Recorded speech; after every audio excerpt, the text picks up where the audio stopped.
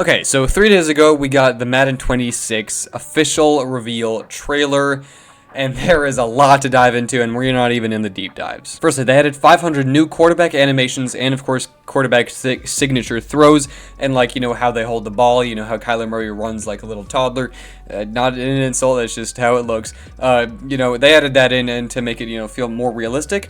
They also added 50 new traits for a number of positions from real-world tendencies, such as, you know, if a quarterback usually likes to pass to the right side of the field more, they're going to pass to the right side of the field more. Coaches got completely overhauled with new coach DNA from real-world data like tendencies, styles, philosophies. For example, like Dan Campbell going for it on 4th down a lot in, you know, creative ways, or the Vikings blitzing more and in creative ways when you're throwing well on them. As well as when you're using coach suggestions, your like actual NFL coach will give you suggestions and reasons on why they're doing this based off of their real-world tendencies. As well as for the CPU, they will have real-time coaching decisions like pre-snap adjustments and other stuff as well. There are 1,000 brand new plays, obviously focusing on the new style of football with a ton of motion, pre-snap, and that sort of stuff, but still 1,000 new plays. I don't think it's exactly 1,000, but very close to 1,000 new plays. They brought up wear and tear. I don't know if it's exactly the same wear and tear from college football, but they brought that up into Madden 26.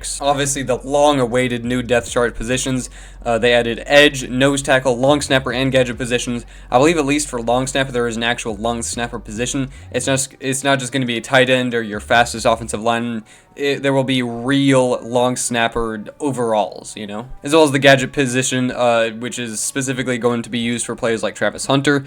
And Hunter specifically will have abilities to allow him to actually successfully play both sides of the ball without getting tired, unlike other cornerbacks or wide receivers, allowing him to actually be able to play there. Obviously, brand new revamped weather effects, brand new visual effects for the weather, obviously new physics, and one thing that I think is kind of cool, disadvantages for warm weather teams going into a cold environment and vice versa for cold weather teams going into really, really hot weather. And another thing that was highly requested is obviously college football was very arcadey but much more fun than the NFL's more realistic but much more slowed down gameplay.